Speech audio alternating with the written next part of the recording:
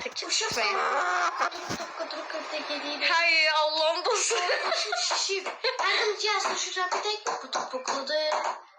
Dayanmır. Evet arkadaşlar bu ofuşun püresi. Bu da yemeği. Üstün kızarmağına bakmayın. Qətiyyən yandırmamışam yemeği. Belədir. Hemen püre için bir tane tadım testi zəhmət olmasa. Mən elədim 100. 100. Çörək yoxdur. Mən elədim Aa, 100. çöreği unutmuşam. Eləmisən sən də? Bəyəndin? 100. Ama Mən- bu toyuğun dadına baxmamışam. Toyuq, Dadına baxmamışam. toyuğun dadını mən deyim ki, məncə dadlı Mən olmalıdır. bilirəm aslında. Evet, yemeğimizi yiyək. Hemen yanınızdayız, değil mi? Hoş geldin. Ay.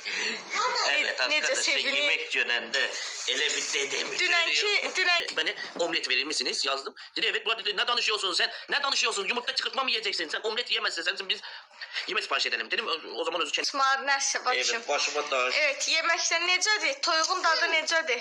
Toyuq yemisən sən artıq. Atamlıq olan ayağına nəsə girdi təzə. Hə? Hə? Nə? Plasmas. Halaldır da sənə. Sən nə deyiblər? Ne diyeyim? Şəhriyar 30 dəqiqəlik kredi kartını Ofeliyə verə bilməz. Ya yuxuda görərsən. Dünənki restoranda. Ver. Aşkım görevdir, ver. O ne necəsin? Ne niyetsem Ankara'da? Aşkım ver. Sen ver. Benim yüzüme konuşabiliyorsan arkamdan konuş. Arkamdan konuşup yüzüme baktığın zaman kekelerse